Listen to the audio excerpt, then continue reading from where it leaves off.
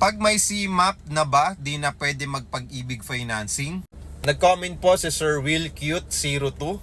Pangalan pa lang, cute na si Sir. Pero bago natin sagutin yan, ano nga ba yung CMAP? What is CMAP and its purpose? So yung CMAP po, ibig sabihin, the Credit Management Association of the Philippines, also known as CMAP, governs all financial institutions that provide loans and credit. This includes members, bank, credit card companies, loan agencies, and others.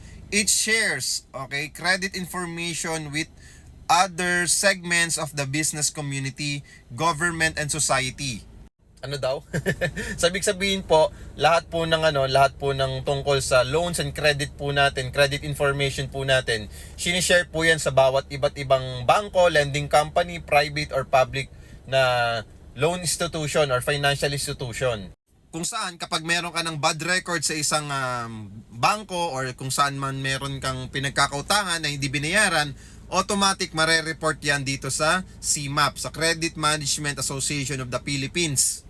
Once na meron kang utang na hindi binayaran, na sobrang tagal na or kahit bago lang, automatic yung pangalan mo malalagay dito. Magkakaroon ka na ng record dito at syempre kapag uutang ka ulit sa ibang financial institution, sa mga bangko, automatic madedecline yung loan mo. Kahit salary loan, kahit business loan, kahit housing loan, hindi po yan ma-approve. Madedetect po yan sa system na meron po kayong utang na hindi binayaran. Paano yan sir? Paano ako makapag-avail sa inyo ng property? Kung meron na akong record sa CMAP, isa lang po yung sagot dyan. Bayaran po natin yan para pwede tayong makapag-loan someday or in the near future. Kasi kahit saan mo tignan, napakalaking tulong talaga lalong-lalo na yung mga bangko na nagpapautang.